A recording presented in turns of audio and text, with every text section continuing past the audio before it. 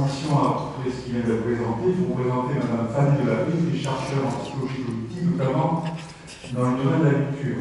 Alors, la conférence de ce soir, c'est une conférence qui est mise en place grâce à une collaboration entre l'UNC, la Mascotte et le Sectora. Et s'agissant du Sectora, donc, Madame Delabé vient dans un cadre assez précis. Donc, il y a 4 niveaux d'intervention dans celui-ci ce soir. Et cette intervention s'inscrit autour de 3 idées assez simples.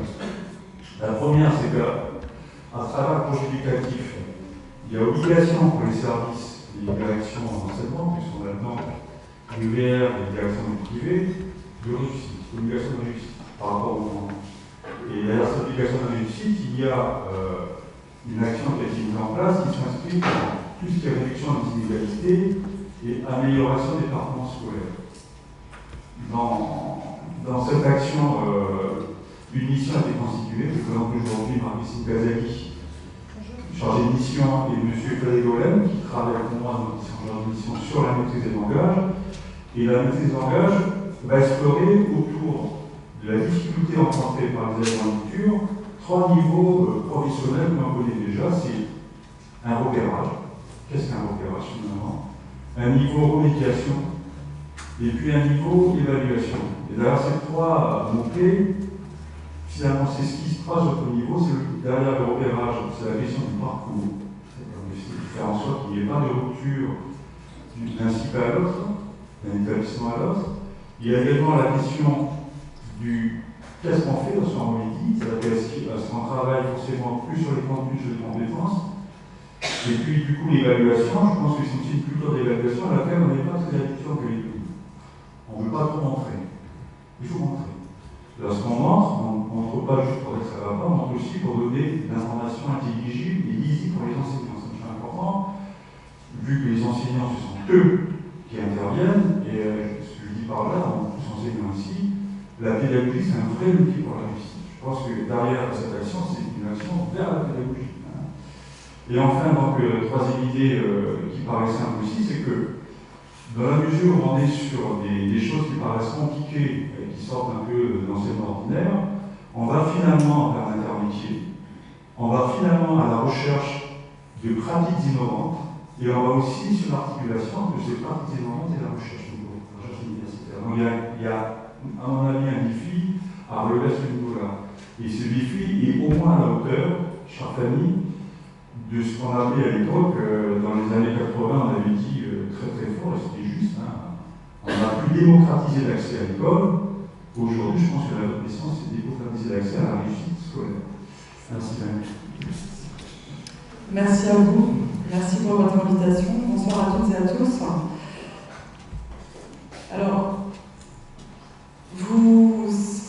l'objectif, ça va être vraiment de vous présenter quelques résultats de recherche sur la question du décodage, du vocabulaire et de la compréhension, évidemment dans le but de prévenir l'illettrisme et de réduire les inégalités linguistiques. Alors je vais commencer par un témoignage, si vous le voulez bien. Avant d'aller à l'IAE à Bruges, j'étais d'abord dans une école normale, au début de tout, mais j'avais plus souvent un bonnet d'âne sur ma tête où marqué « Je suis un âne » dans mon dos, où je devais faire le tour de la classe, marqué « Je suis un âne ». Et par rapport à ces problèmes-là, ils n'ont pas cherché à savoir qu'est-ce que j'avais. Donc ils m'ont mis, je ne sais pas comment c'est passé, mais j'ai été à l'IAE par rapport à ça. Parce que j'avais des problèmes déjà à cet âge-là. Je me suis senti rejeté, déjà, différent des autres. Voilà, on a travaillé là-bas, puis je me suis enfermé sous ma vanne. Je me suis mis dans une bulle, une vanne toujours payée, où je suis resté pendant presque 20 ans. Dans la boue, j'enfonce dans la boue, je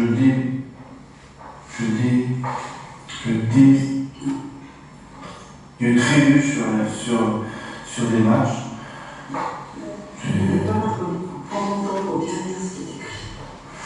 Je trébuche sur des marches, sur des branches. Je trébuche sur des branches. J'ai mal au dos, au rein et au rein. Je commence à douter d'avoir pris la bonne décision, la bonne direction. Soudain, je crois distinguer une forme rouge à travers les feuilles. Pour devenir aujourd'hui opérateur, il a fallu que j'apprenne déjà. Parce que je travaille sur mon boulot actuellement, je travaille sur des machines où il faut lire, écrire, des graphiques, des données, des programmes et tout ça. Et si j'avais pas su lire, j'aurais jamais pu faire ça.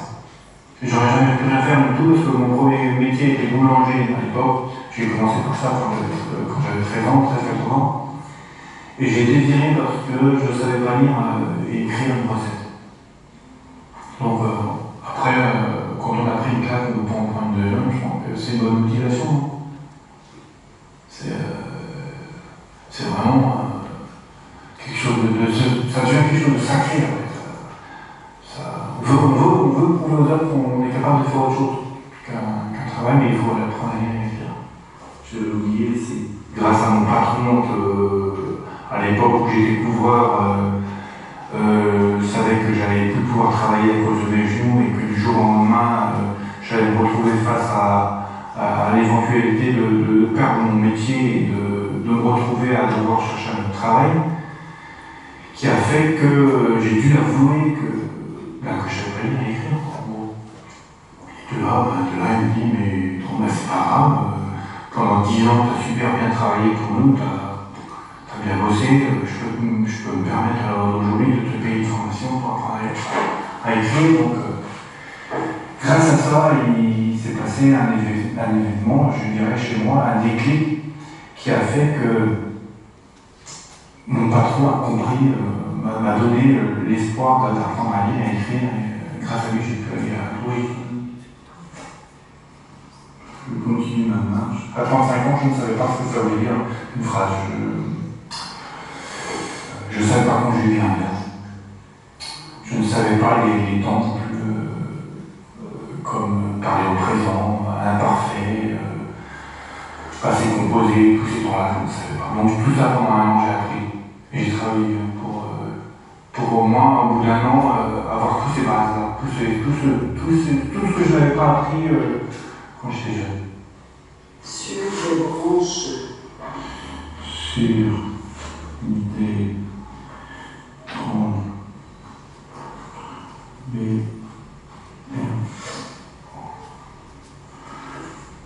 Les branches. J'ai mal au dos et au rein. Et je ne m'étais pas rendu compte que c'était si important ça de lire.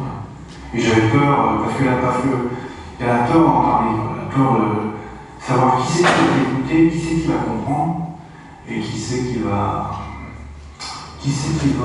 se poser des questions, pourquoi en fait, pourquoi on ne sait pas lire.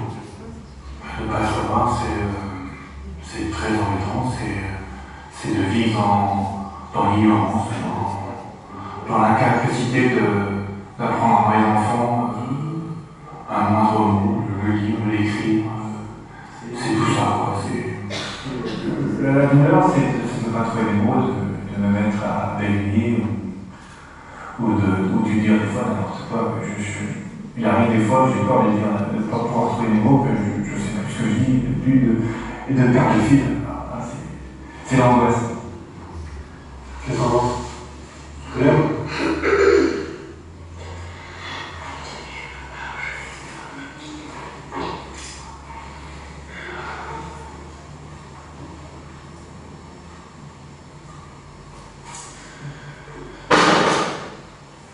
Ça va, il n'y a pas trop d'erreurs. Pas de soucis dans toi. Tu en fais, ça va? Ouais, en fait, j'ai fait mal, ça fait pas. Ça m'arrive de le corriger aussi, de voir qu'il a fait des choses. Ça m'a déjà arrivé un chat. Ah, ça c'est bien, par contre. Et des fois, il me demande un mot et je sais même écrire ce que je dis. Des fois, c'est souvent le plus souvent, c'est l'inverse. C'est déjà arrivé aussi. C'est presque un rêve. Il y a des enfants qui vont à l'école qui apprennent ça normalement, et moi j'ai pas appris, donc c'est devenu un rêve. Voilà, c'est devenu une passion et un jeu. Parce que maintenant je les découvre les uns après les autres. J'ai commencé par la lettre A, je suis arrivé à la lettre S, j'ai lu presque plus de 15 niveaux même.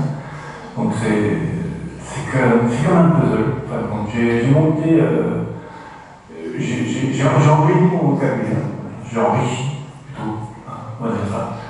Et voilà, c'est devenu, ça c'est une passion, parce que maintenant plus ça va, plus je les comprends, plus j'en suis très content de découvrir tout ça. Donc c'est une découverte, je découvre. Donc voilà, c'est une sacrée forme de plaisir, ça. Avant j'avais peur des mots, j'avais peur parce que non seulement je ne savais pas les lire, mais en plus je ne comprenais pas. Et dans les conversations, je pas la peine d'écouter une conversation parce que je ne comprenais rien. Tandis qu'aujourd'hui, je peux suivre une conversation et en plus, ce qui est bien, c'est qu'aujourd'hui, je n'ai plus peur de demander. Voilà, ah, tiens, tu peux me redire le mot que tu as dit là ce mot m'intéresse et je veux savoir. Voilà ce que j'ai gagné.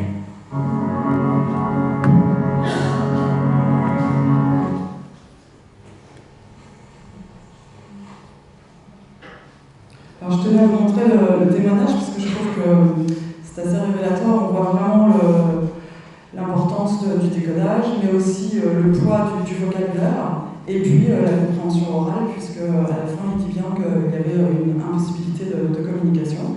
Alors si vous voulez regarder le documentaire dans son intégralité, vous pouvez le télécharger sur le site de Carlo Perren. Il y a un deuxième témoignage tout aussi bouleversant dans ce documentaire.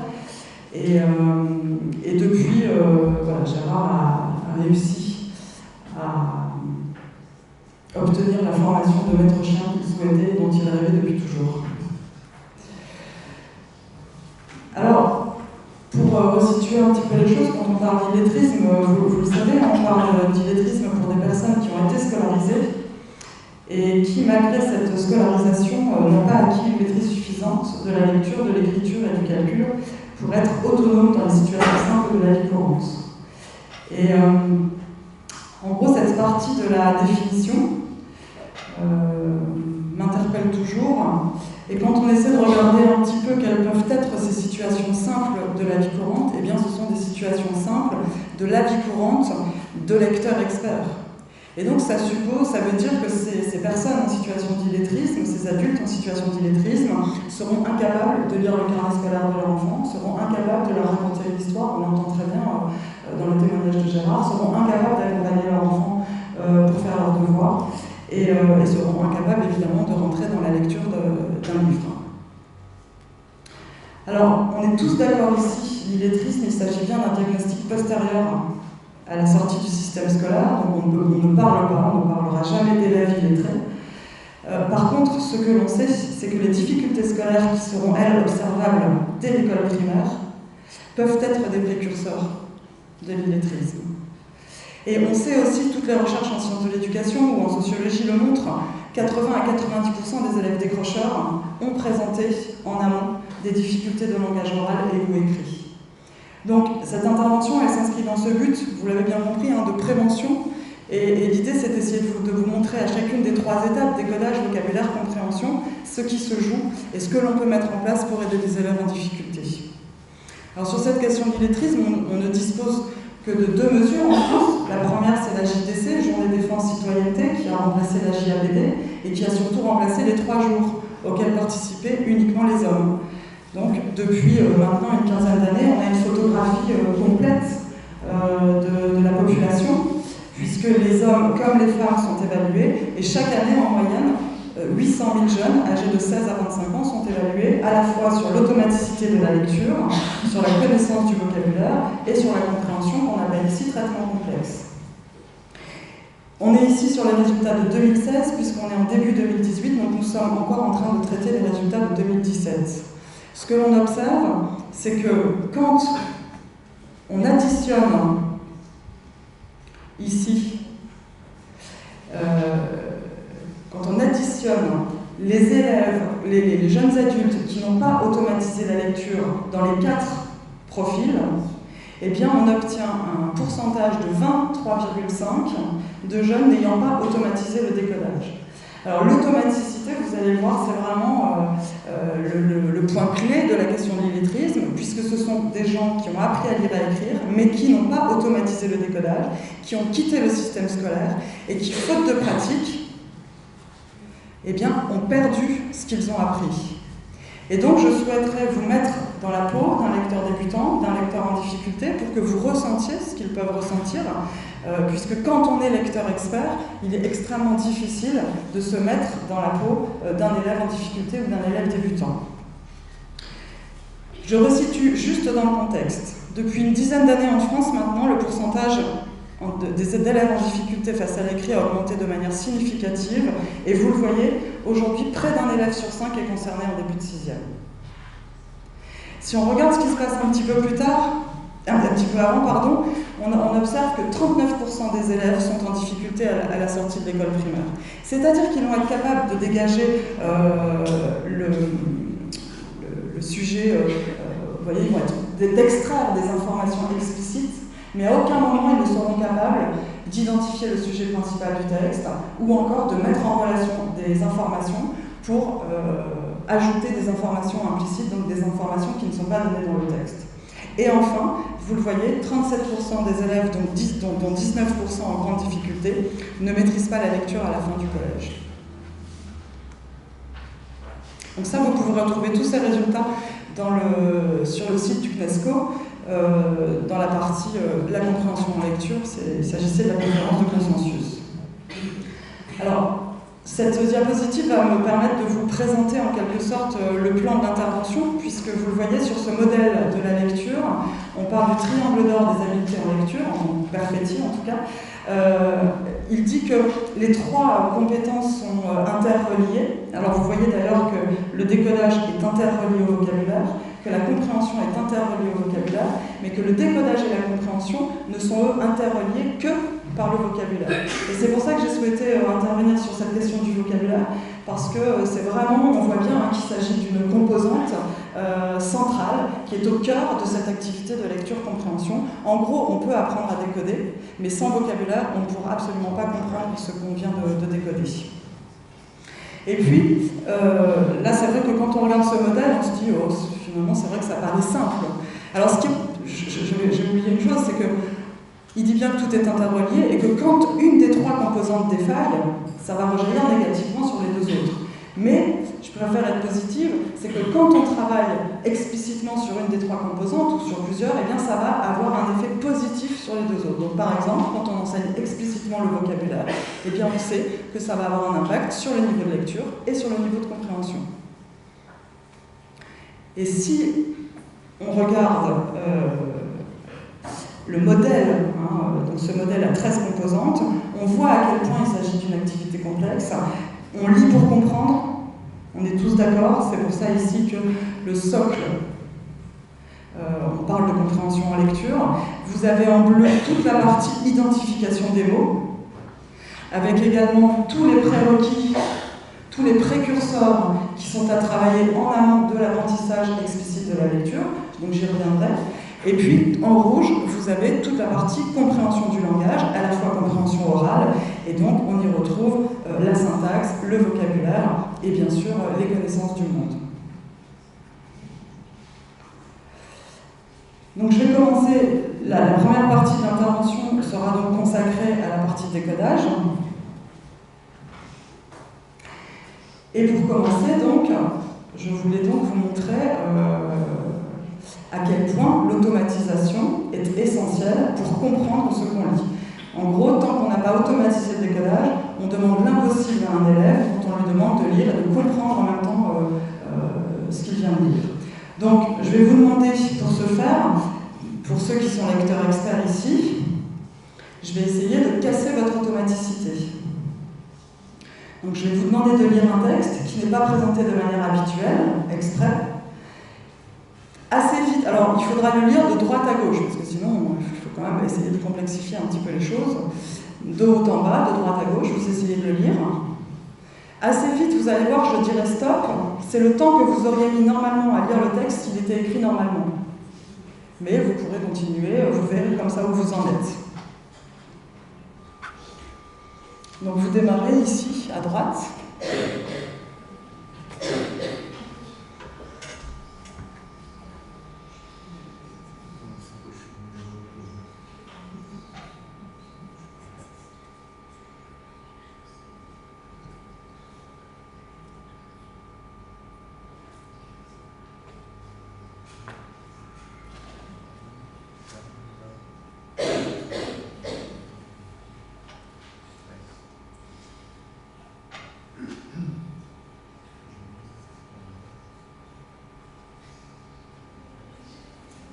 Top. Alors vous pouvez continuer bien sûr, sauf si vous avez terminé, et il faudra donc répondre à cette question, qui n'est pas une question, hein, il faudra donc essayer de me dire pourquoi. Vous avez trouvé ?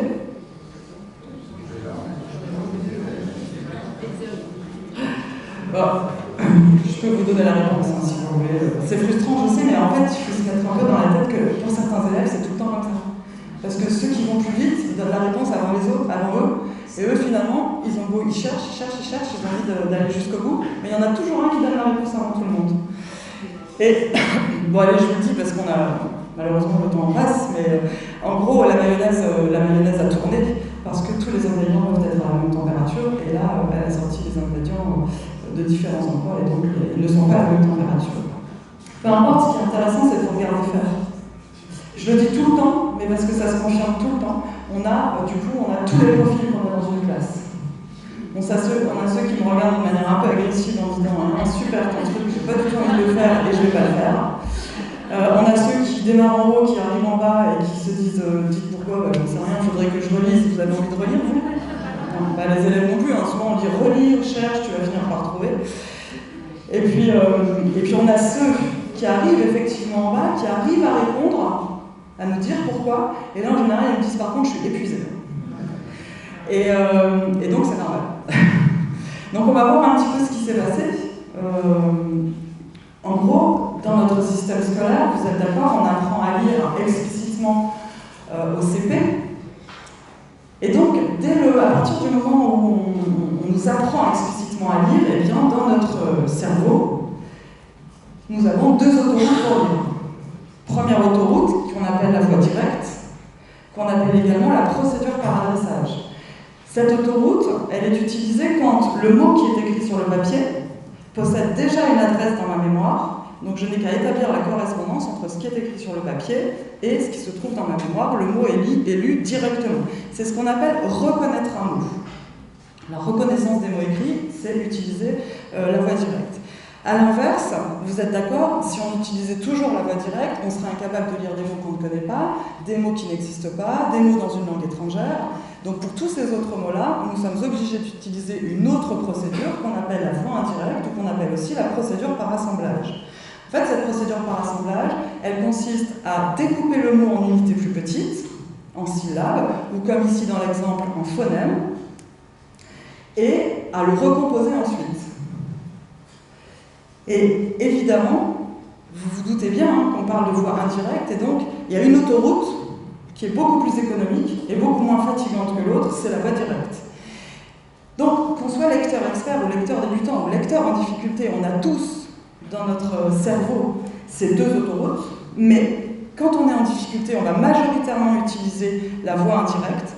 À l'inverse, quand on est lecteur expert, on va majoritairement utiliser la voie directe. Et donc, quand on utilise la voie indirecte, on parle d'identification des mots écrits. Soit on reconnaît le mot, soit on l'identifie.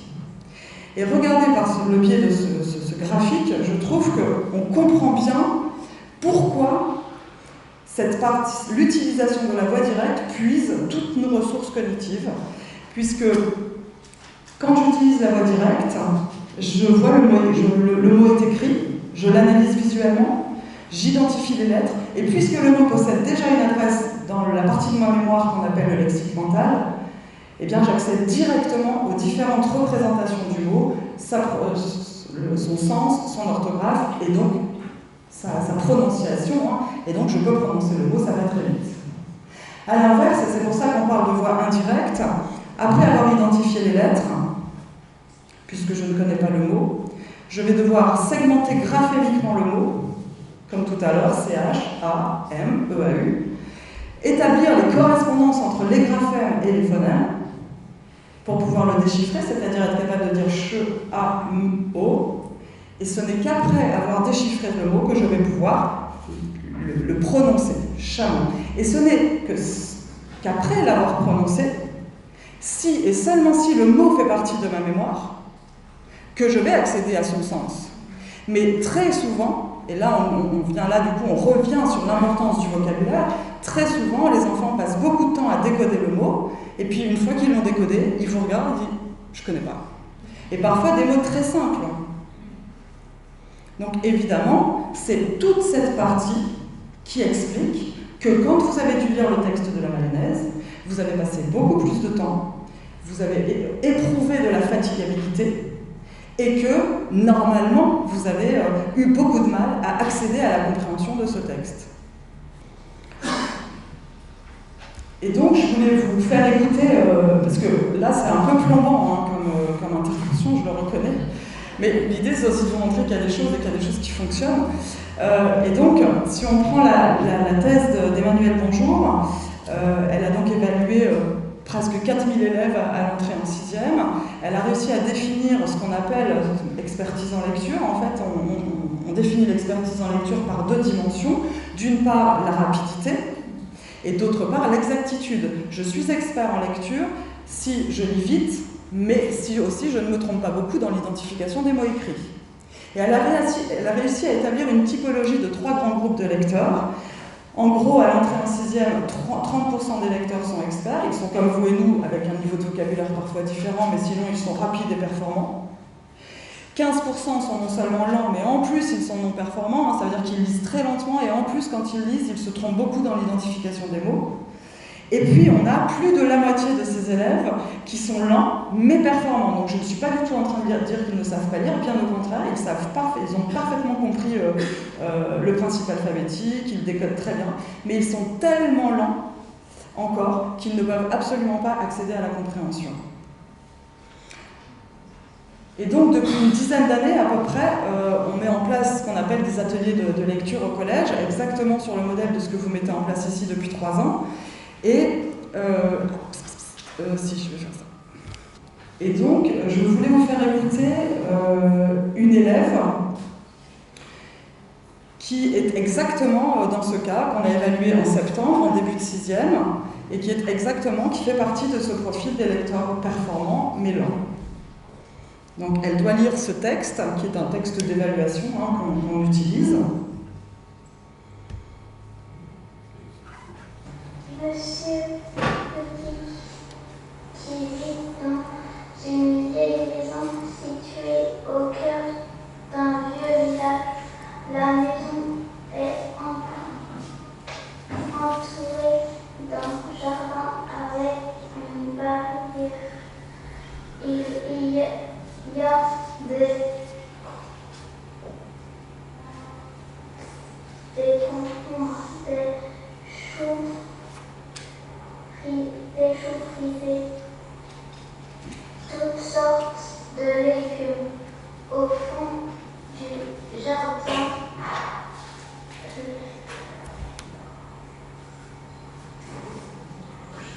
le portillon reste toujours fermé pour que chien a...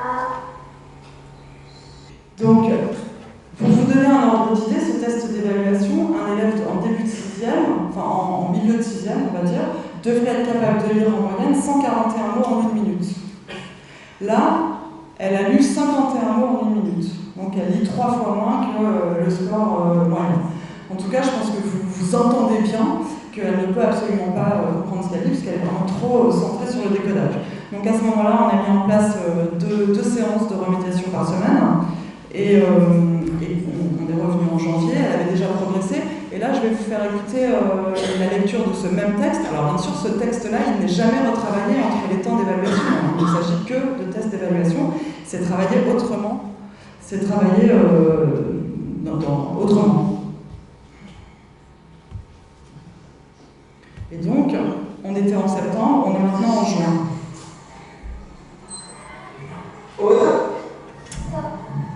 C'est l'histoire de Monsieur Petit qui vit dans une vieille maison située au cœur d'un vieux village. La maison est entourée d'un jardin avec une barrière.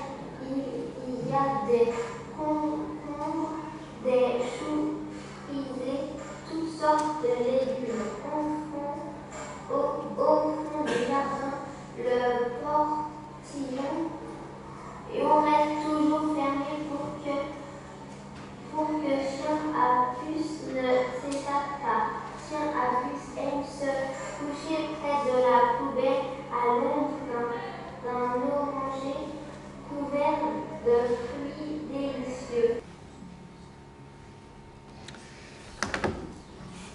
Donc, vous ne la voyez pas, mais je pense que comme moi, en fait, on entend, on a même l'impression qu'il ne s'agit plus du tout de la même élève, en fait. La toute première fois, elle était complètement recroquevillée sur elle-même, toute timide, elle n'osait pas trop, on l'entendait à peine. Et puis vraiment, dès la deuxième fois, et puis en fin d'année, elle était beaucoup plus sûre d'elle. Alors ceci dit, vous voyez qu'elle est arrivée à lire 98 mots en 1 minute en juin, donc c'était pas encore suffisant, elle allait passer en 5e, et donc on a poursuivi, on a étendu le dispositif aux élèves de 5e pour leur permettre encore d'automatiser. Et puis bien sûr, puisque là peut-être vous vous dites, ouais mais bon on travaille le décodage, mais la compréhension, et tout ça, et bien sur d'autres temps, on travaille également la compréhension, mais du coup j'y reviendrai à la fin de la présentation. Il ne faut pas non plus oublier que notre système linguistique est extrêmement spécifique au niveau phonologique. Et pour tout système phonologique, on parle de transparence, de système transparent ou de système opaque. Eh bien, nous avons, nous, un système extrêmement opaque dans le sens où il y a une grande différence entre le nombre de graphèmes et le nombre de phonèmes. Ça signifie que l'élève est obligé d'apprendre un nombre important de correspondances entre les graphèmes et les phonèmes. Et surtout, ça signifie que tout ne s'écrit pas comme il se prononce et que tout ne se prononce pas comme il s'écrit. À l'inverse, vous le voyez des Italiens ou également des Finlandais, dont on nous parle souvent, notamment au moment de la sortie des résultats PISA. Eh bien, vous le voyez, nous, comme l'anglais, nous sommes un système extrêmement opaque. Pour vous donner un exemple, le phonème O, très souvent dans les classes, au niveau des affichages, on voit le O, le AU et le EAU.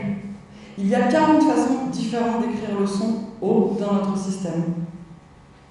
Et donc, si on demande à un petit Français d'écrire le mot moto, il va se poser 2 fois la question de comment je dois écrire le son O dans moto, pour le premier et pour le second. Le petit Italien, lui, comme il n'y a qu'une seule façon d'écrire le son O, eh bien, il ne va pas se poser la question.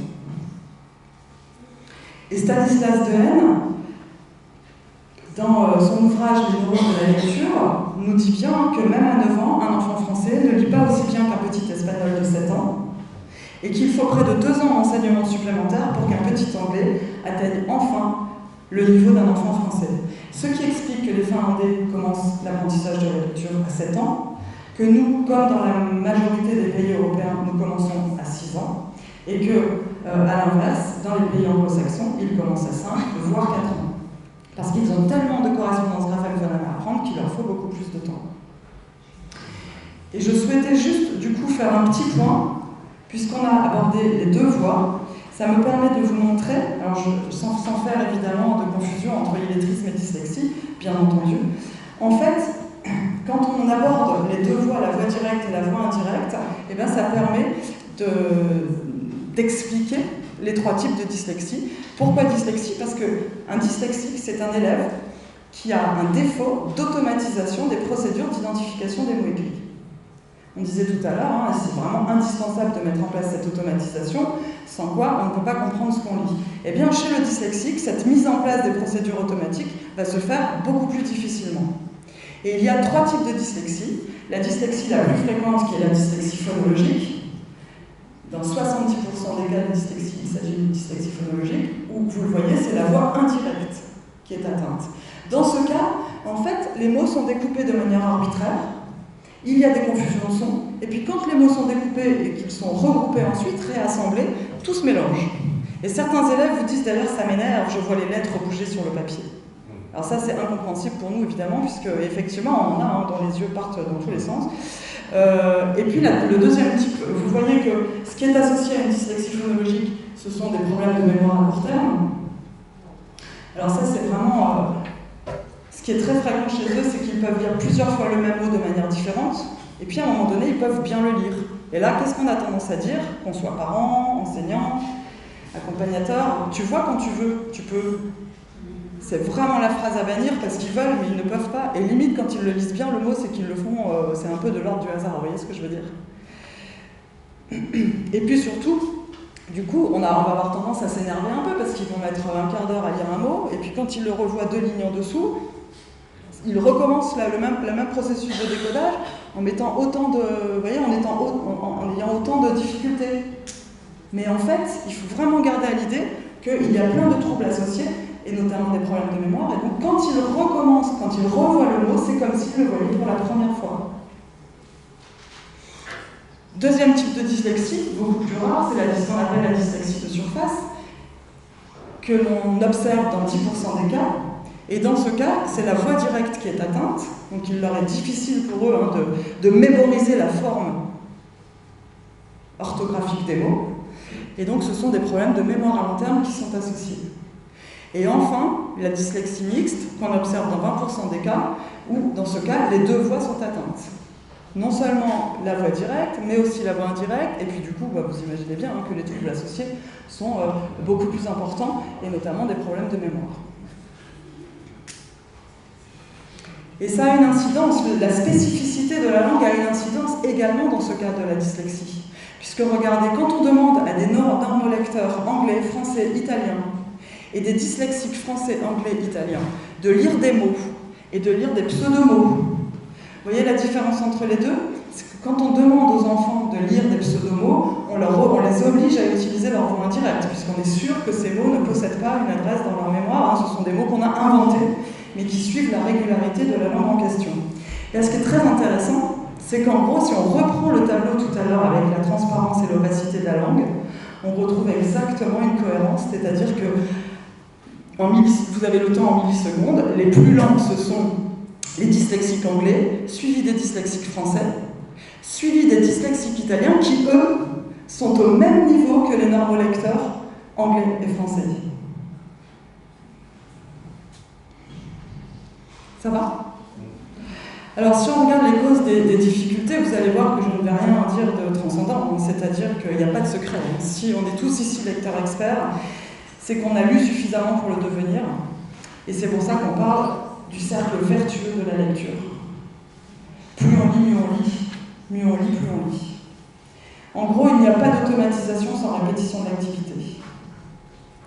Et donc, les élèves qui n'ont pas automatisé alors qu'ils devraient avoir automatisé sont très souvent des élèves qui manquent de pratique, qui ne lisent pas suffisamment ni à l'école, ni à la maison. Alors, à la maison, on comprend bien, hein. Vous vous rappelez du texte de la mayonnaise? Ce ne sont pas ces élèves-là, les élèves qui lisent comme Aude en début d'année, ce sont des élèves qui n'ont pas envie, quand ils sortent de l'école, de lire un roman le soir dans leur lit avant de se coucher, bien évidemment. Et très souvent, finalement, sur une journée de classe, ils lisent très peu de temps à voix haute. Et donc, il va falloir trouver des moments où on va leur permettre de lire plus qu'ils ne lisent que d'habitude. Sinon, le cercle vertueux, je dirais que ce sont des élèves, c'est pas qui nous intéressent pas, mais ceux-là sont rentrés dans la lecture, sinon on tombe très vite dans un cercle vicieux. Et puis, des auteurs comme Jocelyne Chiasson, qui est vraiment une spécialiste de la lecture, de la compréhension à lecture, nous redit bien, grâce à des recherches plus récentes, qu'il y a une corrélation forte entre la quantité de textes lus et la réussite en lecture, et que tous les chercheurs s'entendent pour dire que les élèves en difficulté ont besoin de consacrer plus de temps à la lecture. Alors, à partir de là, je souhaitais du coup vous montrer quels sont les prédicteurs, les précurseurs et les prédicteurs aussi de la lecture et de l'écriture que l'on peut travailler en amont de l'apprentissage explicite de la lecture. Ils sont au nombre de 5, justement définis par Jocelyne Chiasson. Le premier, il s'agit du langage oral. Le deuxième, la clarté cognitive. Ensuite, la connaissance des lettres, la conscience phonologique et le principe alphabétique. Je vais revenir, si vous le voulez bien, sur ces 5 composantes, sur ces 5 prédicteurs qui sont vraiment essentiels, en montrant que dès la maternelle, tous les 5 sont à travailler et de manière régulière, intensive et explicite. Je vais commencer donc par le langage oral.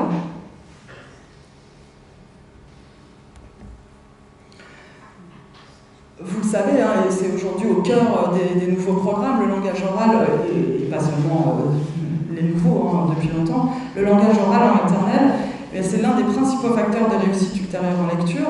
Et sur une étude sur 604 enfants, Katz et ses collaborateurs ont montré que 70% des faibles lecteurs au CE1 connaissaient un retard de langage en grande section. La lecture interactive, donc raconter des histoires aux enfants et puis vraiment préparer la lecture avec eux, leur présenter le livre, leur poser des questions pendant la lecture, eh bien ça va jouer un rôle essentiel à la fois sur le développement du langage, bien sûr, mais aussi sur la compréhension du récit, sur l'acquisition du vocabulaire et sur le développement des connaissances sur le monde.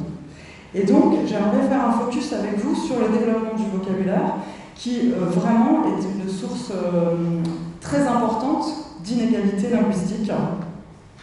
Donc, je vais revenir sur ce deuxième point du modèle du triangle d'or. Pourquoi le vocabulaire? Parce qu'on sait qu'il s'agit d'un des 3 obstacles à la compréhension, avec le langage oral, on l'a dit tout à l'heure, et aussi avec la lecture fluide et la lecture stratégique, ce qu'on a vu précédemment, donc avec l'automatisation. Alors, j'ai choisi de vous présenter 5 exemples d'erreurs de compréhension liées à un manque de vocabulaire. Dans le premier cas, l'élève de CM2, l'élève est en CM2, il est face à ce petit texte, et on lui demande quel sport Maxime pratique-t-il. Après beaucoup d'hésitation, il répond football, et quand je lui demande pourquoi est-ce que tu as répondu football, il me dit c'est bizarre. À mon avis, il doit faire du vélo puisqu'on dit qu'il pédale, mais les deux propositions, cyclisme et équitation, je ne sais pas ce que c'est, je ne comprends pas ces mots-là. Donc j'ai répondu le seul mot que je connaissais, football. Alors qu'il avait la possibilité de dire « je ne sais pas », il a préféré répondre en se disant « j'ai un doute, mais bon, je ne connais pas ». Ici, une enseignante de CE2 qui travaille sur le chaboté et qui demande à sa classe, dans la question « le chat est-il content de sa supercherie ?» Qui peut expliquer le mot supercherie? L'élève répond « c'est son amoureuse, puisque c'est sa superchérie ». C'est très mignon, mais on se demande ce qu'il a pu comprendre du chaboté, en fait. Ici, en maths, c'est un grand classique, un restaurateur a servi dans la semaine 106 repas à 24 €, un repas lui revient à 16 €, quelle est la recette de la semaine? L'élève répond, on ne peut pas savoir, ils nous ont pas dit quel était le menu. Et puis, les 2 derniers exemples, vous allez voir, en fait, mettre en évidence des stratégies que les élèves en difficulté mettent très souvent en place pour essayer de s'en sortir, en gros, hein, parce que là, en l'occurrence, il devait répondre à la question après avoir lu le texte. Le professeur regarde attentivement les doigts d'Hélène posés sur le clavier. Elle fait attention à ne pas se tromper entre les touches blanches et les touches noires et ne quitte pas sa partition des yeux. Quand on dit « que fait Hélène ?», la majorité des élèves répondent, vous vous doutez, de l'ordinateur. En justifiant, en plus, en disant « bah oui, sur un ordinateur, il y a un clavier et les touches sont blanches et noires ». Et quand on leur fait remarquer que là, on parle de touches blanches et de touches noires, ils disent « oui, c'est pareil ». Et en fait, ce qui se passe, c'est que le mot partition est inconnu là, en l'occurrence, de leur vocabulaire. Donc, ils l'éliminent, c'est pas grave, ils éliminent le mot qu'ils ne comprennent pas, ils passent, comme ils disent, et ils reconstruisent le sens en fonction de ce qui reste. Et vous allez voir, des fois, ça ne veut pas dire grand-chose, mais ça ne les dérange pas du tout. Les habitants désemparés ont bien essayé de surélever les meubles et les appareils électriques, mais le niveau est monté tellement vite qu'ils n'ont rien pu faire. Les pompiers demandent aux personnes sinistrées d'évacuer leurs habitations en attendant la décrue. Donc là, je pense que vous avez déjà repéré les mots qui ont posé des difficultés. Et donc, quand on leur dit pourquoi les habitants ont-ils essayé de surélever les meubles, pour le feu, bien évidemment, en fait, ils ont activé le mot feu à la lecture du mot pompier. Et après, alors, ils auraient dû désactiver le mot feu à la lecture de la décrue, le niveau est monté tellement vite. Mais comme ces mots-là étaient inconnus de leur vocabulaire, ils n'ont pas désactivé le mot feu. Vous voyez? Et d'ailleurs, quand on pose la question, on a posé la question à des élèves en difficulté, qu'est-ce que vous faites quand vous ne comprenez pas un mot? Tous, sans exception, nous ont regardé en nous disant, je passe. Et tous les autres, qui n'étaient pas en difficulté, nous ont donné toutes les stratégies de lecteurs experts. Je demande à ma mère, à mon père, à mon prof, je charge un dictionnaire, je mets du contexte. Alors il y a un gros paradoxe dans notre système scolaire, c'est qu'on sait que le vocabulaire est l'un des meilleurs prédicteurs de la réussite scolaire, que ça va conditionner autant la réussite de la lecture, de l'écriture, de la compréhension que la réussite dans toutes les disciplines scolaires. Et pourtant, des chercheurs comme Jacqueline Picoche, Alain Montolila nous disent bien que l'école a eu très longtemps tendance à abandonner l'apprentissage systématique du vocabulaire. D'ailleurs, dans les emplois du temps, on ne voit jamais le mot vocabulaire. En gros, les enseignants nous disent j'en fais tout le temps du vocabulaire. Quand un enfant me dit qu'il ne comprend pas un mot, je lui donne la définition. Mais ce qu'on a du mal on a du mal à prendre conscience qu'un élève en difficulté nous dira rarement qu'il n'a pas compris le mot. Vous voyez bien que dans l'exemple des habitants désemparés et la décrue, ils ne se sont même pas rendus compte que certains mots étaient inconnus de leur vocabulaire. Du coup, il y a vraiment un souci, puisqu'on se rend compte qu'il s'agit rarement d'un objet d'apprentissage explicite. Et Jacqueline Picoche, elle est très claire. Elle dit jamais on ne remettrait en question l'apprentissage des mathématiques à faire de manière systématique, régulière. Et pour le vocabulaire, ce n'est pas la même chose. Alors que pour elle, il devrait s'agir d'un réel objet d'apprentissage et que cet objet d'apprentissage soit systématique, régulier et intensif.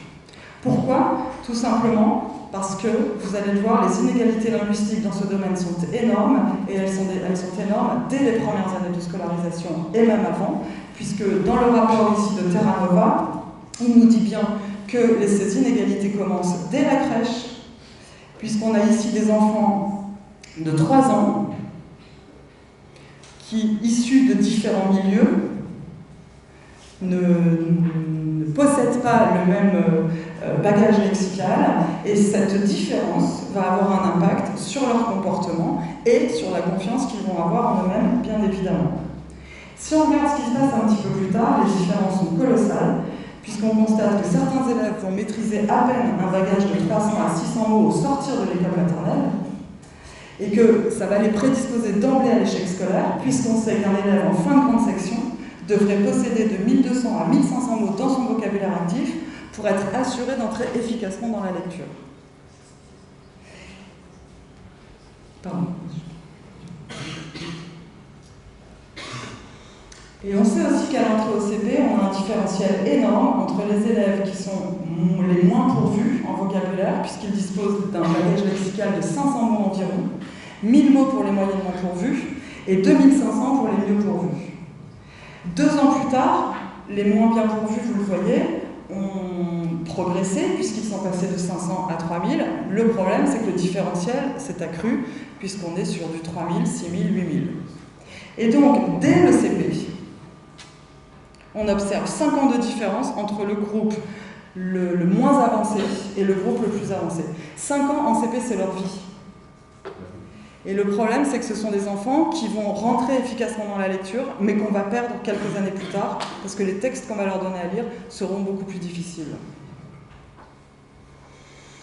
Alors on sait que la majorité du vocabulaire, elle est apprise de manière indirecte, que ce soit par le langage oral des parents, que ce soit par le langage oral des adultes, la crèche, à l'école, les amis, ou par la lecture d'histoire. Là encore, on a un pourcentage de foyers dans lesquels on ne raconte pas d'histoire. Là, quand on regarde Gérard Louviot, par exemple, eh bien, quand on montre le témoignage de Gérard en enseignement spécialisé, je pense au SECPA, il y a une enseignante spécialisée qui a fait ça, elle a appris que parmi ses élèves, que la moitié des parents de ses élèves étaient en situation d'illettrisme. Donc on sait très bien que ces enfants-là ne manipulent l'écrit qu'à l'école et qu'à la maison, on ne leur a jamais raconté d'histoire.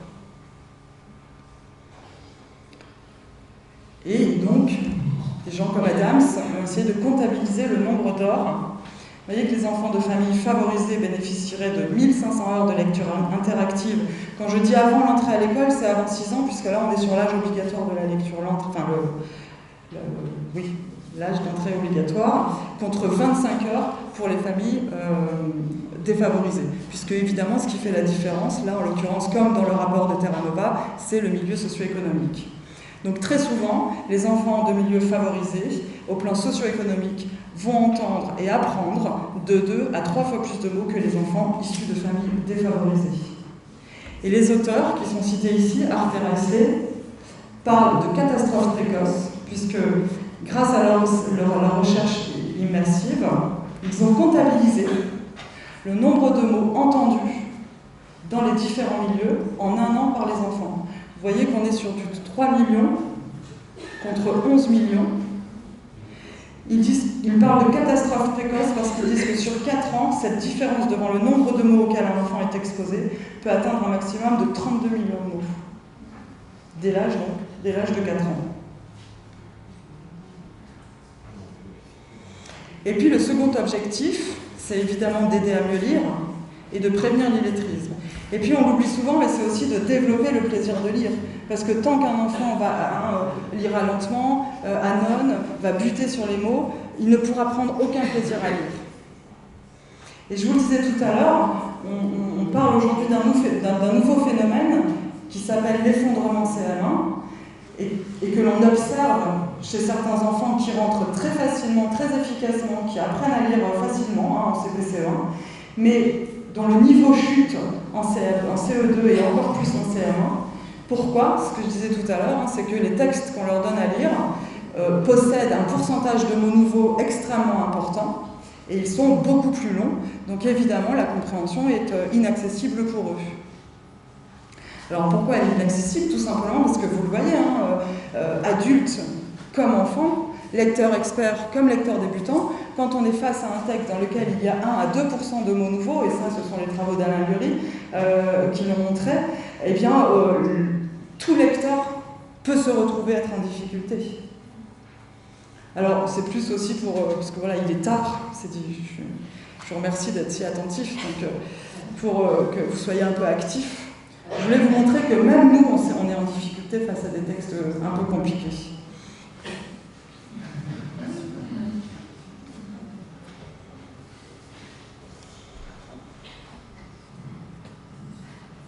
Essayez de me faire un résumé.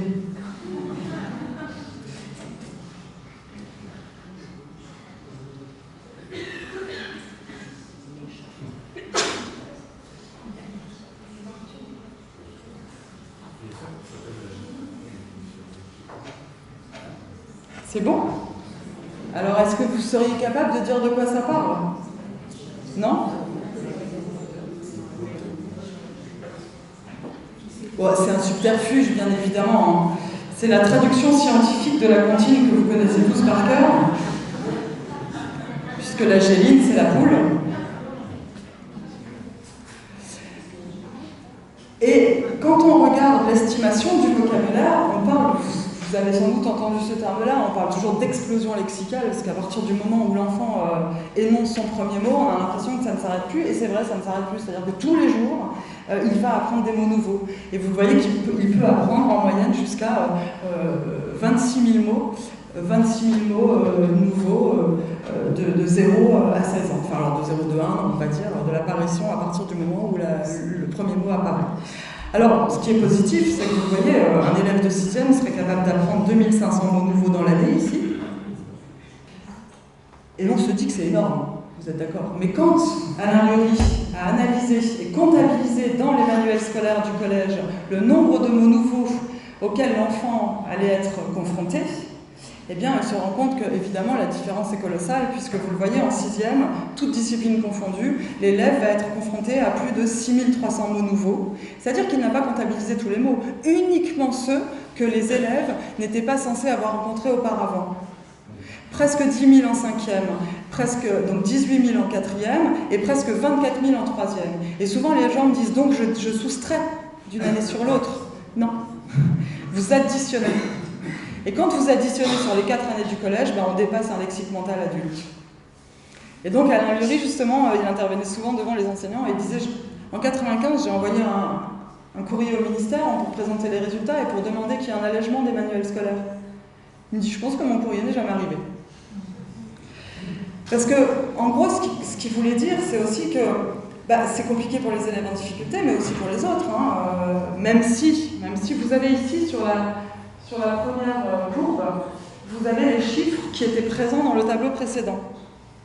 6317, 9000, etc. Vous avez ici l'élève moyen, qui est capable d'acquérir 2500 mots dans l'année. Et puis vous avez ici l'élève le plus avancé, 4000 mots dans l'année. Et bien lui, en fait, les manuels sont faits pour lui, parce qu'effectivement, les 2300 mots qui lui manquent, il va les apprendre. Il va les apprendre parce qu'il possède les stratégies de lecteur expert, c'est-à-dire qu'à chaque fois qu'il va rencontrer un mot nouveau, il sait exactement ce qu'il faut faire. L'élève moyen, ce sera un peu plus difficile, mais lui aussi, en général, il dispose des stratégies de lecteur expert. Mais regardez ce qui se passe pour l'élève le plus en difficulté, qui lui est capable d'acquérir, entre 500 et 1000 mots nouveaux dans l'année. Lui, les manuels, pour lui, sont écrits dans une langue étrangère. Et puis ce qui est quand même alarmant dans cette étude, c'est que le différentiel ici entre les trois groupes ne cesse de s'accroître sur les 4 années du collège. Et donc là, on a des élèves qui, pendant 4 ans au collège, et qui déjà, pour qui c'était déjà le cas avant, qui pendant 4 ans au collège passent des journées qui sont extrêmement longues et compliquées et difficiles. Alors ce qu'on sait sur la façon d'enseigner, parce que là au niveau théorique ça paraît simple, facile, voilà, après en termes d'enseignement c'est plus compliqué, on en a tous conscience parce qu'on sait qu'un mot doit être présenté une dizaine de fois dans des contextes différents pour être mémorisé et surtout être réutilisé, puisque c'est bien ça le but. Donc c'est ça la complexité. Donc l'idée, ça va être vraiment de proposer à l'enfant d'apprendre tous les jours des mots nouveaux et de lui proposer une réactivation par le biais de jeux divers et variés. On va voir comment, puisqu'on sait, on en sait un petit peu aujourd'hui, un peu plus sur comment permettre aux élèves d'améliorer leur niveau de vocabulaire. Il faut faire attention parce qu'on a, enfant comme adulte, une chance sur 20 seulement d'acquérir un mot nouveau si on ne le voit qu'une fois. Et très souvent, les pratiques, c'est un peu type le mot du jour, on va voir un mot, puis le lendemain on va en voir un autre, mais souvent ces deux mots-là n'ont pas de sens, n'ont pas de lien sémantique, et donc on ne peut pas créer de réseau sémantique. Et pourtant, c'est comme ça que fonctionne la mémoire. Si je vous dis lagon, eh ben, automatiquement vous allez activer tous les mots qui sont reliés au mot lagon dans votre mémoire. Je reviendrai. Et on sait que les enfants apprennent des mots nouveaux de 4 façons différentes, par enseignement direct, mais que cette façon de procéder a un effet limité, et qu'en tout cas, pour avoir un effet à court terme et également à long terme, il faut vraiment un entraînement intensif, donc on ne peut pas toujours utiliser cette technique, à savoir que quand l'enfant nous dit « je ne comprends pas », on lui donne la définition, très bien, bien sûr qu'on va le faire, mais ça ne va pas suffire. Il faut également lui apprendre à réduire le mot en fonction du contexte. C'est-à-dire que je ne connais pas le mot, mais est-ce qu'il y a des indices dans le texte qui pourraient t'aider à comprendre le mot? Par enseignement de la catégorisation, ce que l'on va faire dès la maternelle, et là aussi de manière régulière et intensive. Et pour terminer, par décomposition morphologique, qui est les deux derniers ici, sont les 2 moyens les plus puissants pour augmenter le vocabulaire. Donc la décomposition morphologique, on est bien sur tout ce qui est préfixe, suffixe, mots de la même famille, mots composés, mais très souvent on le commence tard, cet enseignement de la morphologie. On le commence en cycle 2, voire cycle 3, alors qu'en fait aujourd'hui on peut le commencer très tôt, dès la maternelle. Et donc pour illustrer mon propos, je voulais juste vous présenter très rapidement, et n'hésitez pas à nous contacter par le biais du blog. Donc, j'ai créé un blog sur lequel tout le matériel que vous allez voir est disponible gratuitement.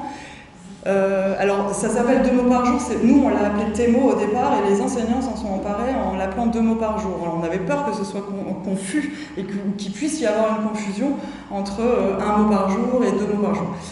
L'idée, c'est que tous les jours, en moyenne section, en grande section, et puis très vite, là, bientôt, on est en train de terminer la petite section, tous les jours, on apprend aux élèves 2 mots nouveaux par jour, et vous allez voir, on leur permet de les réactiver dans différentes situations. Tous les jours, là, je vous donne un exemple en moyenne section. Les diaporamas ne sont pas du tout les mêmes en grande section. D'accord ? Donc, tous les jours, ils ont une devinette. On écrit au tableau toutes leurs hypothèses en capitale d'imprimerie, alors qu'on va les écrire en script en grande section. Et puis, c'est très important d'écrire leurs hypothèses parce qu'on va ensuite faire apparaître la première lettre. Et donc, on va dire, c'est quoi cette lettre ? La lettre P, très bien. On est en septembre, en moyenne section. C'est la lettre P. Alors, est-ce qu'on peut garder le mot de, par exemple, il y avait garage? Ah ben non, parce que ça ne commence pas par la même lettre. Vous savez quelle lettre c'est? S'ils savent, ils nous disent. S'ils ne savent pas, on leur dit. Donc, je barre garage. Je barre abri. Ah, il y en a un qui m'a dit port. On va regarder si c'est ça, on continue. Et hop, on continue. Et là, apparaît l'image, et le mot est mis en contexte. On en fait un second. Une fois que le deuxième est vu, on revoit tous les mots qu'on a appris les jours précédents. Et c'est à ce moment-là qu'on introduit la morphologie. Et franchement, il ne faut pas s'en priver parce qu'ils adorent ça. Là, par exemple, si je vois le mot algue, il n'y a pas de mot. On dit, ah, ce mot-là, il n'a pas de mot dans sa famille. Tous en chœur vous disent, le pauvre, il n'a pas de mot dans sa famille. Ils adorent ça en fait, le mot ramer.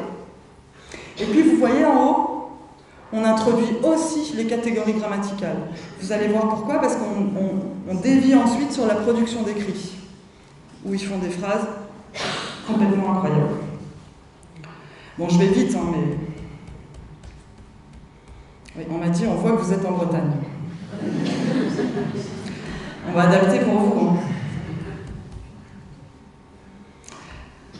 Alors les dessins, je le précise aussi parce que vraiment je suis très heureuse, c'est Jean-Loup Colombi qui les fait tous, il est enseignant français et il enseigne en Finlande. Dans une classe de grande section, c'est un hasard, et donc il utilise le dispositif dans sa classe de grande section composé de 50% de finophones et 50% francophones, et que ce soit chez lui ou que ce soit en métropole, vraiment les effets sont extrêmement puissants sur notamment les élèves allophones. Et donc, là vous avez compris hein, sur le thème de la mer. Ensuite, il y a un guide pédagogique qui est proposé pour les 5 thèmes de chaque année, complet.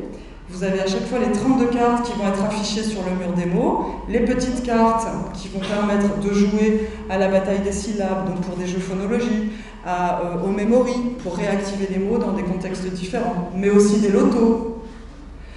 Donc il y a des lotos de 6 cases, il y a des lotos de 9 cases, parce qu'à chaque fois on prévoit de la différenciation. Vous avez des jeux de loi, je passe vite, hein, mais vous avez des jeux de famille où là on est réellement sur des jeux de catégorisation. Et en fait en moyenne section, ils savent assez vite jouer aux jeux de cette famille, et puis un qu'ils adorent, je pense que vous serez d'accord avec moi, c'est le double, et les maîtresses adorent tout autant. C'est-à-dire qu'elles se prennent au jeu et elles ont très envie de gagner, mais en général, elles ne gagnent pas. Et en fait, ce qui est très intéressant, c'est que, puisque au départ, le dispositif a aussi été mis en place pour l'éducation prioritaire, on a évalué 2 classes de moyenne section, une en éducation prioritaire et une qu'on a appelée école du littoral, donc vous imaginez, un bord de mer, et on a 50 différences entre l'élève le moins avancé d'éducation prioritaire et le plus avancé de l'école du littoral. Et là, je vous assure que quand on est sorti avec les collègues, les conseillères pédagogiques, les maîtres formatrices, on était dépités parce qu'on s'est dit vraiment, on a des enseignantes qui font tout leur possible, on voit pas trop ce qu'elles pourraient faire de plus, et donc là, on est en train de réfléchir à un dispositif pour développer au maximum la liaison école-famille. Et donc ces sacs à jeux, on a appelé ça les sacs à jeux, sont en train de rentrer dans les maisons. Je pense par exemple qu'on a une population importante d'enfants réfugiés qui n'ont pas une feuille ni un crayon à l'hôtel, et donc eux ils repartent. Et la dernière fois on a été donc interrogés par la ville de Saint-Brieuc, puisque c'est elle qui met ça en place, et il y avait une maman qui était là et qui dit hier il était complètement dingue, elle me dit.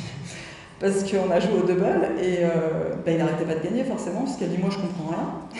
Elle me dit, et puis les mots je les connais pas encore tous. Alors que lui il connaît tout, et donc on voit que, alors je peux absolument pas vous dire quel effet ça va avoir, puisqu'on vient de débuter, mais voilà, les jeux de cette famille, les lotos et les doubles sont en train de rentrer à la maison. De toute façon, là il faut qu'on avance. Donc après, on a aussi des jeux de catégorisation, ça dépend des thèmes en fait, vraiment en fonction des thèmes, des fois c'est possible, des fois c'est pas possible, donc on adapte. On travaille sur les contraires, donc ils doivent poser dans le point d'interrogation la carte contraire en justifiant toujours.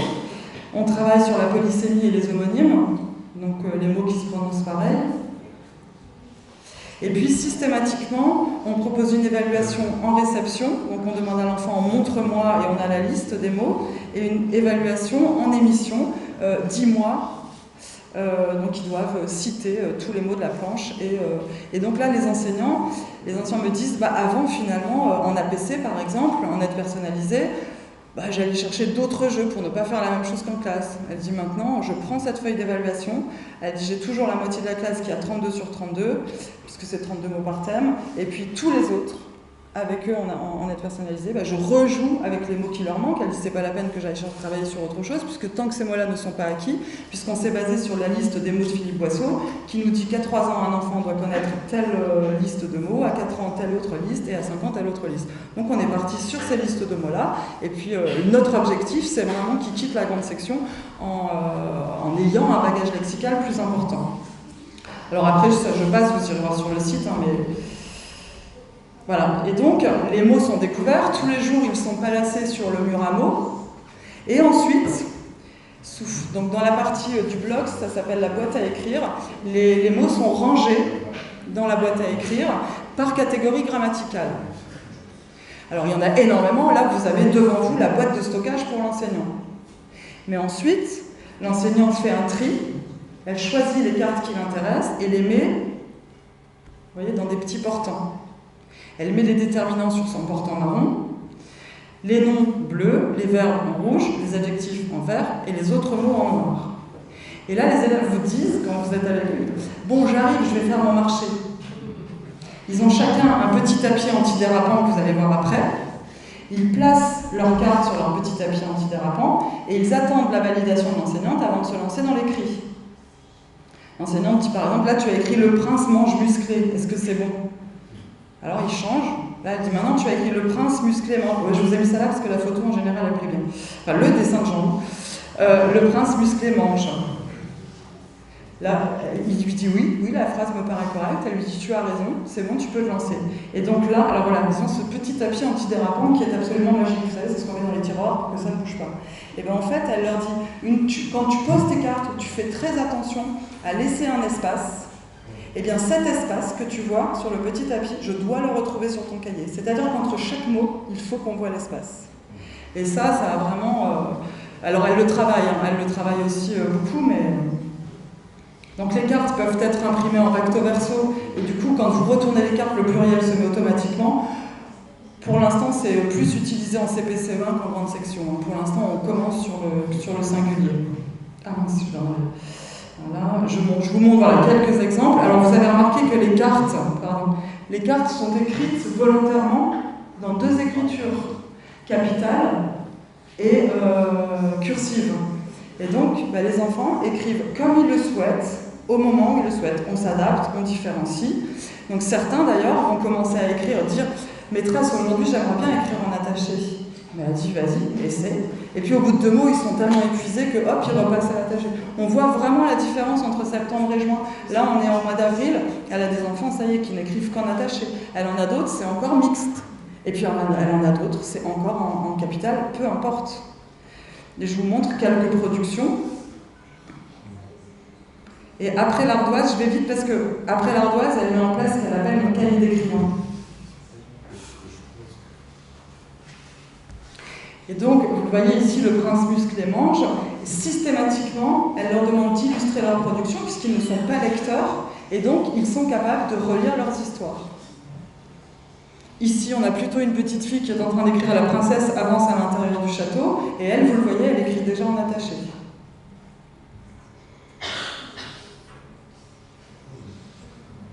Le loup s'éloigne.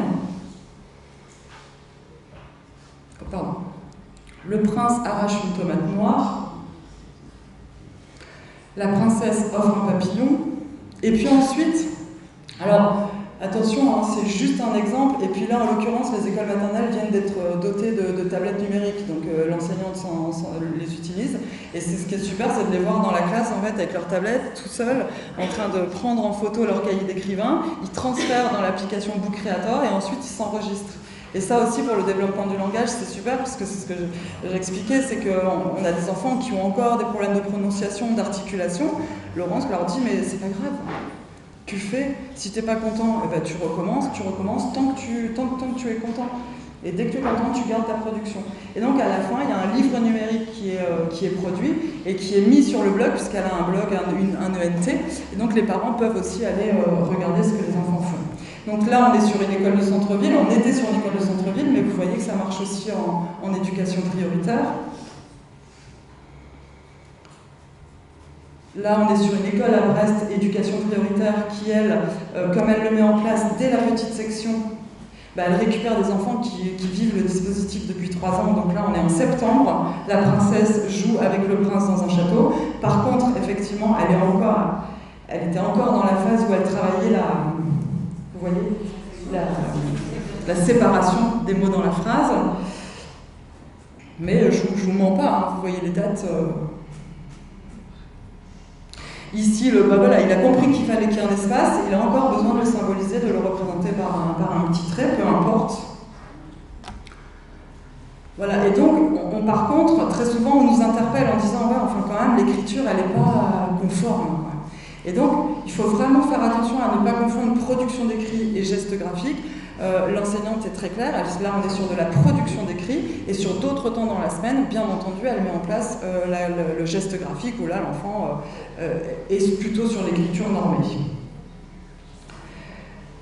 Pour la partie clarté cognitive, ça va aller vite, hein, mais on sait que systématiquement, quelle que soit l'activité qu'on demande de faire à l'enfant, on doit lui expliquer ce qu'il va faire et pourquoi il va le faire.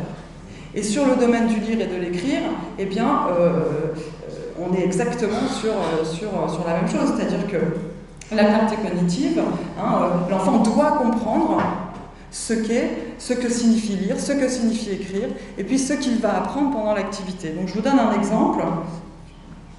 On sait que les enfants qui ont une bonne clarté cognitive entrent plus facilement dans l'écrit, et la lecture interactive et la dictée à l'adulte sont à privilégier puisqu'ils intègrent toutes les composantes de la clarté cognitive. Alors voilà comment concrètement on met en place cette clarté cognitive, c'est-à-dire que tous les jours, avant de débuter ce que je vous ai montré, la petite devinette, tous les jours, on dit à l'enfant, cette séance et toutes celles qu'on va faire tous les jours, eh bien, elles vont vous aider à apprendre des mots nouveaux et à comprendre comment on écrit des mots. Et c'est très important de connaître beaucoup de mots puisque eh bien, ça va vous permettre de bien parler, de bien comprendre ce qu'on vous dit et de bien comprendre les histoires quand je vous raconterai des histoires. Et alors au bout de 2-3 semaines, eh bien, ce sont eux qui répondent à la question. Vous verrez sur le blog, sur la page d'accueil, il y a une vidéo où vous voyez le dispositif mis en place par l'enseignant et on l'entend dire dès le début qu'est-ce qu'on va faire et pourquoi on va le faire. Bah, tous en cœur. Hein. Et alors après, on est même sur beaucoup plus de choses que ça. Hein. Parce que ça va nous permettre d'apprendre à lire, d'apprendre à écrire en attaché, alors que c'est pas le but, mais eux en fait ils ont bien compris tout ce que ça allait leur apprendre. Ici en Ulysse École par exemple, l'enseignante travaillait sur la compréhension, elle était sur l'apprendre à comprendre. Et ben elle dit aujourd'hui on va apprendre à se faire un petit film dans sa tête. Ça va? C'est dense, hein, je sais. Sur la connaissance des lettres, je voulais vraiment y revenir parce que vous allez voir qu'il y a encore... Enfin, il y a des recherches qui montrent que certains élèves, même en cycle 2, cycle 3, ne connaissent pas toutes leurs lettres de l'alphabet. Et alors qu'on sait hein, qu'avec la dénomination rapide de lettres et avec les habiletés phonologiques, eh bien, ça fait partie des 3 prédicteurs les plus importants de la réussite en lecture.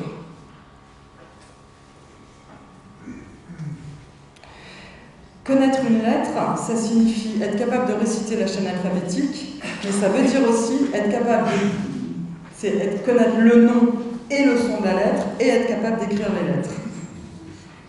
Et très souvent, on va travailler sur justement la comptine alphabétique, mais pas suffisamment sur le nom et surtout sur le son. On sait que les élèves qui débutent l'apprentissage de la lecture avec une bonne connaissance des lettres apprennent à lire plus vite et mieux que les autres élèves. En gros, les élèves qui connaissent les lettres à la fin de la maternelle ont plus de chances que les autres de se situer parmi les meilleurs lecteurs à la fin de la première année. Vous le voyez, hein, la dénomination du nom des lettres à 5 ans, ça va augmenter de 51% la capacité d'identification de mots écrits au CP. Et Sophie Briquet-Duazé, qui a fait partie avec Roland Guagou de la recherche Lire et Écrire, dont vous avez peut-être entendu parler, avec l'Institut français de l'éducation, elle a évalué près de 300 élèves de CE2 en conscience phonologique et en nom des lettres, et elle a repéré qu'un élève de CE2 sur 2 ne connaît pas la totalité de ces lettres de l'alphabet. Et là, quand on sait qu'il s'agit d'un prédicteur très fort dans l'entrée de la réussite en lecture, se dire en gros, ce sont des enfants chez qui les habiletés phonologiques n'ont pas été complètement mises en place. Donc en gros, ils ont mis en place leur apprentissage, voyez, de la lecture sur des bases un peu brinque-ballantes. Et puis, donc je vous dis la comptine, mais ça ne va pas suffire la comptine alphabétique, surtout si justement, très souvent, c'est la chanson, la petite chanson. Alors l'enfant qui est capable de vous chanter l'alphabet, on se dit bah, c'est bon, il le connaît par cœur son alphabet. Mais non, il faut vraiment s'assurer que quand on sort les lettres de manière isolée, il soit capable de les reconnaître. Et puis qu'il soit capable de les reconnaître dans les 3 écritures. Et ça prend du temps pour certains. Et du coup, je vais faire le lien, la connaissance des lettres, c'est en lien avec la conscience phonologique, vous allez voir. Sophie Briquet-Duazet, alors la conscience phonologique, c'est la connaissance consciente que l'on a sur le fait que les mots du langage oral sont composés d'unités plus petites. Alors la plus grande unité phonologique, c'est la syllabe, puis on a l'attaque et la rime, et puis on a enfin le phonème, qui est la plus petite unité phonologique de notre langue. On ne peut pas découper le langage en plus petite unité que le phonème. Donc évidemment, vous avez en gros l'ordre de croissant de difficulté. Il est plus facile pour un enfant de repérer une syllabe que de repérer un phonème. On commence d'ailleurs par la syllabe et on finit par la phonème. Et dans son étude, Sophie Briquet-Duazet, elle nous dit ça, c'est bien admis en fait dans le monde enseignant, le développement de la conscience phonologique. Mais on pourrait encore atteindre un niveau d'efficacité supérieur. Parce que très souvent, par exemple, sur la syllabe, c'est la scansion qui est travaillée. Mais trop peu encore tout ce qui est fusion. Donc décodage, encodage, la lecture, qui va avoir un effet sur la lecture, sur la production d'écrits. Vous voyez? Alors si j'enlève la première syllabe, qu'est-ce qui reste? Si j'enlève la deuxième, qu'est-ce qui reste? Si je permute les syllabes, qu'est-ce que ça donne? Et puis surtout, elle parle d'un, vous allez voir, ça c'est vraiment très intéressant, elle parle d'un tableau de fréquence des phonèmes. Elle dit qu'en grande section, en tout cas, on doit s'appuyer sur un tableau de fréquence des phonèmes pour faire sa programmation, parce que quand on regarde ce tableau, quand l'enfant possède les 5 premiers phonèmes de cette liste de fréquences, il est capable de décoder 34% des mots de la langue française. Et quand il a appris les 10, 60% des mots de la langue française. Et donc il est aussi capable de rentrer dans l'encodage. Si vous lui demandez d'écrire le mot tapis, il est tout à fait capable de vous écrire T-A-P-I.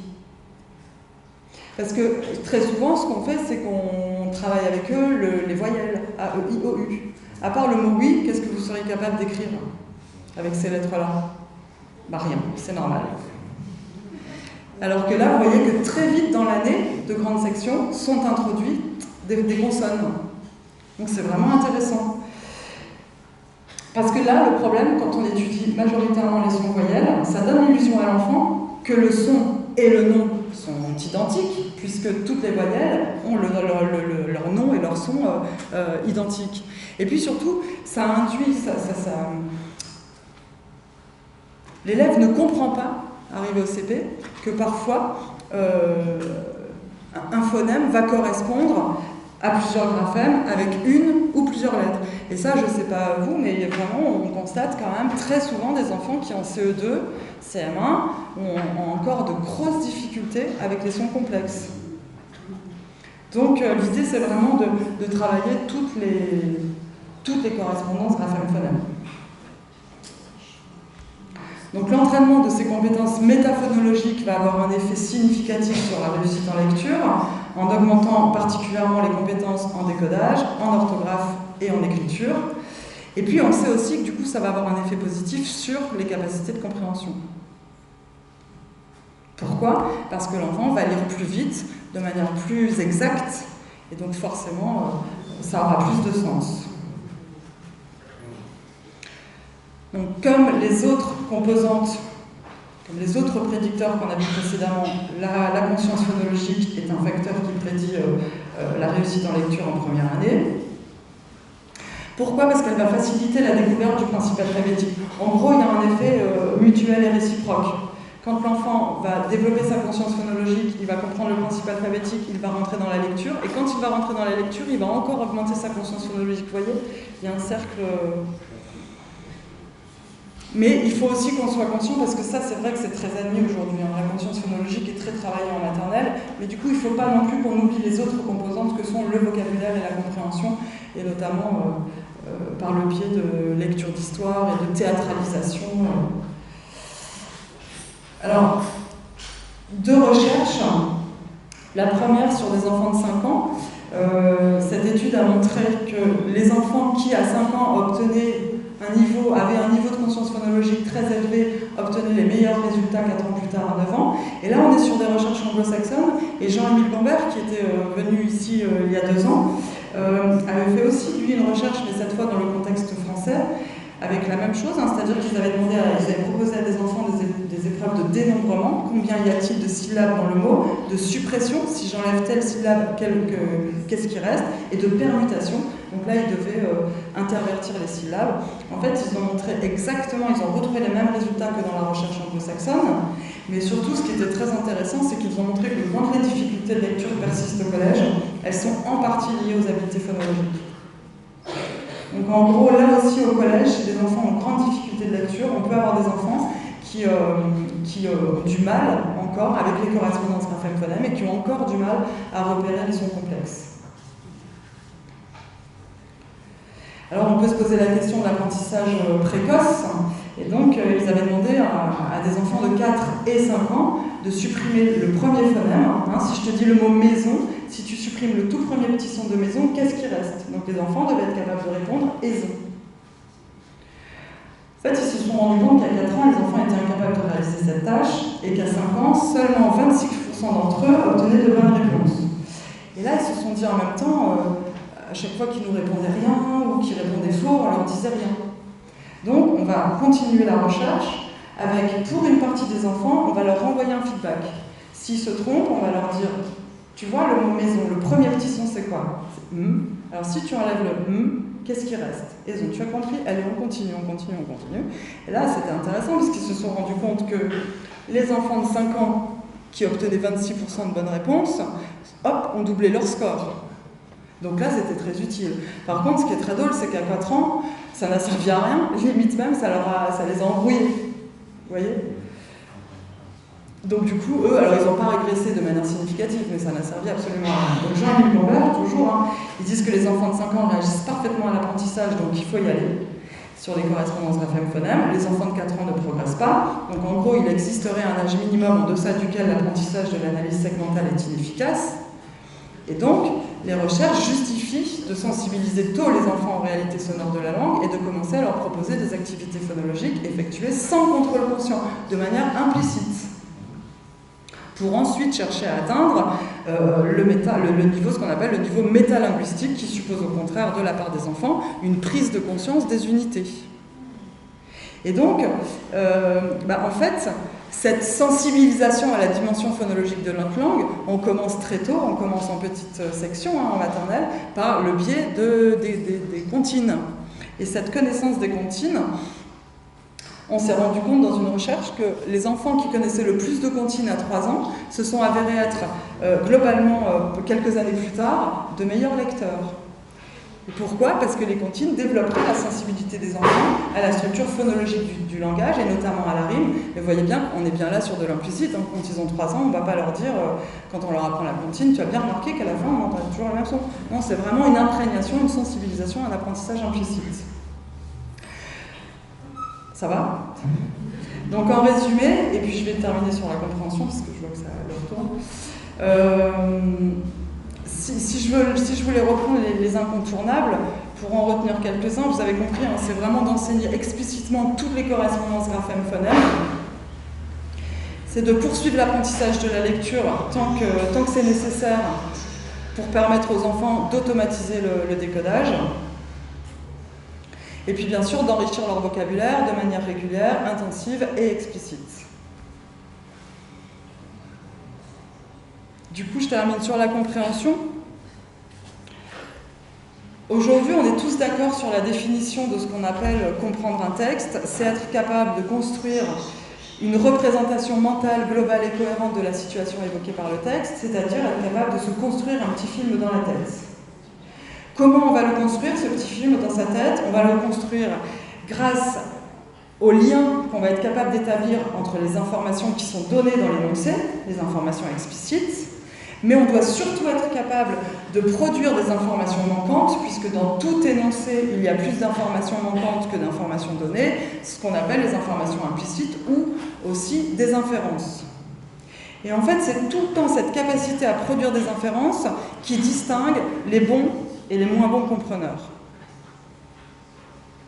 Si on représente la compréhension de texte différemment, on a à peu près tous les profils d'élèves, c'est-à-dire que quand on a affaire à des informations textuelles, ces informations textuelles, si je reprends l'exemple du lagon tout à l'heure, ça va activer des connaissances dans ma mémoire.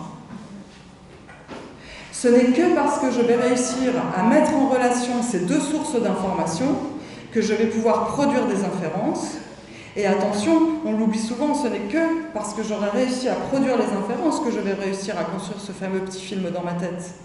Sans inférence, on ne peut pas aboutir à l'objectif ultime de toute activité de compréhension. Et donc on reste à un niveau de compréhension superficielle, parcellaire. Donc ça, vous pourrez retrouver toutes les dimensions, toutes les structures et les mécanismes impliqués dans la compréhension des textes dans le document du CNESCO de 2016 qui a été rédigé par Maryse Bianco, une grande spécialiste de la lecture et de la compréhension. En gros, on y retrouve cette idée que vraiment c'est une activité, là aussi, comme tout à l'heure, on l'a bien vu, extrêmement complexe, avec beaucoup de structures, beaucoup de processus, beaucoup de mécanismes. Et aujourd'hui, et pour la première fois ça apparaît dans les programmes, on est tous d'accord aujourd'hui pour dire que non seulement la compréhension peut, mais doit s'enseigner. Deuxième paradoxe après le vocabulaire, c'est qu'on est constamment dans notre système scolaire en train d'évaluer quelque chose qu'on n'enseigne pas.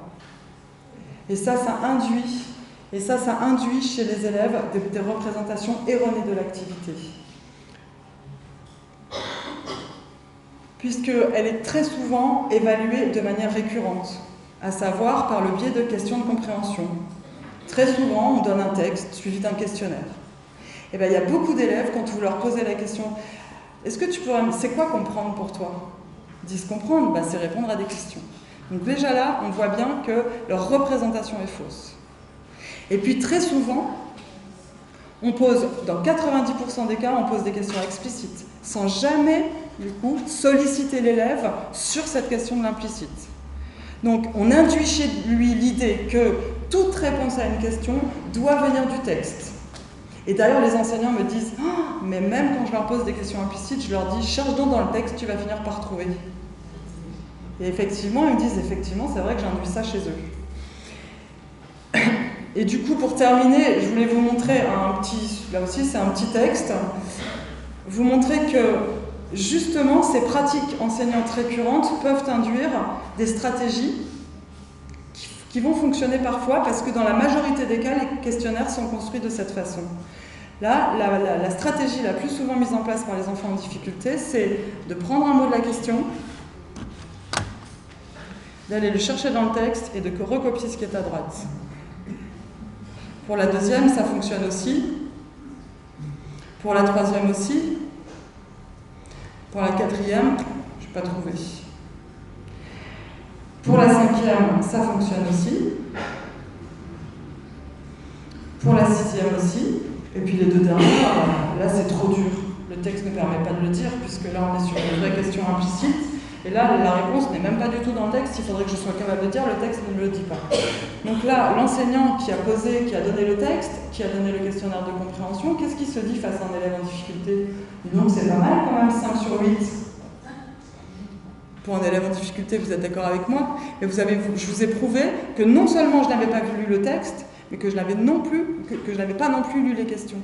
Alors que l'enseignant, jamais il va jamais se dire, non seulement il l'a lu, mais en plus, je trouve qu'il est arrivé à un premier niveau de compréhension.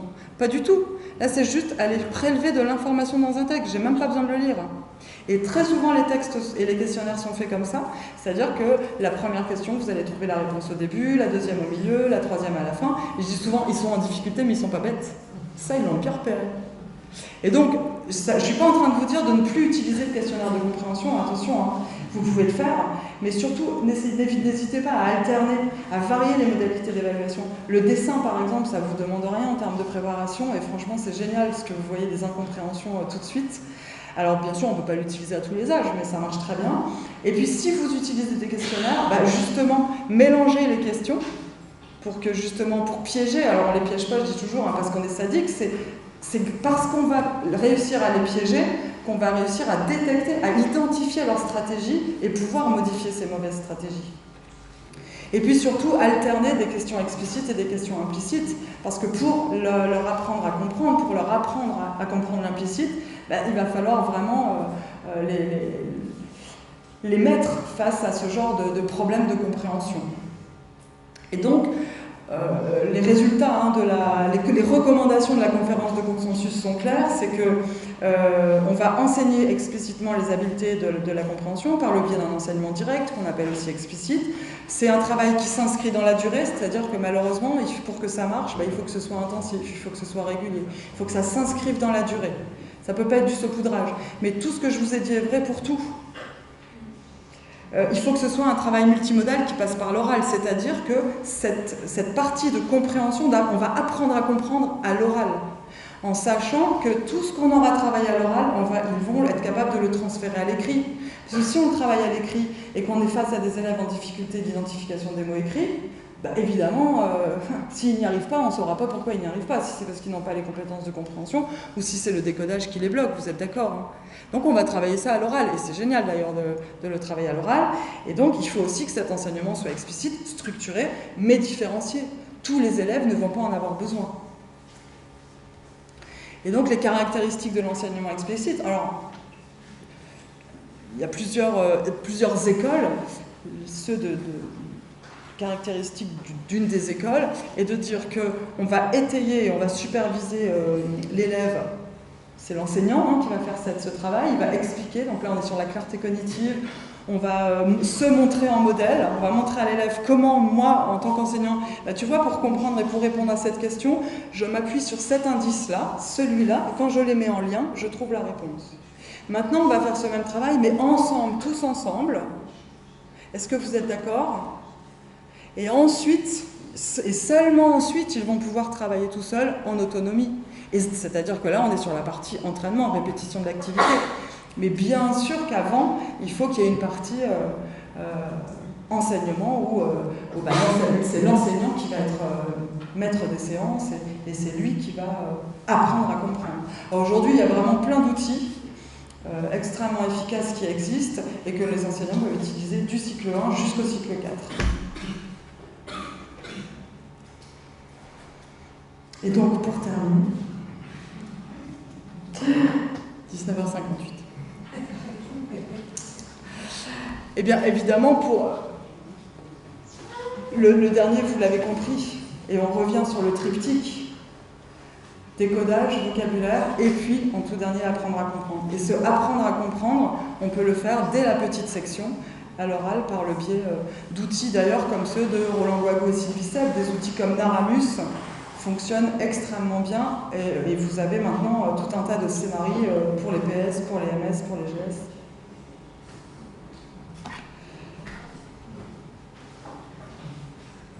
Donc ce travail régulier sur ce triptyque-là nous semble être un bon levier, deux bons leviers pour réduire les inégalités et puis surtout pour lever les difficultés.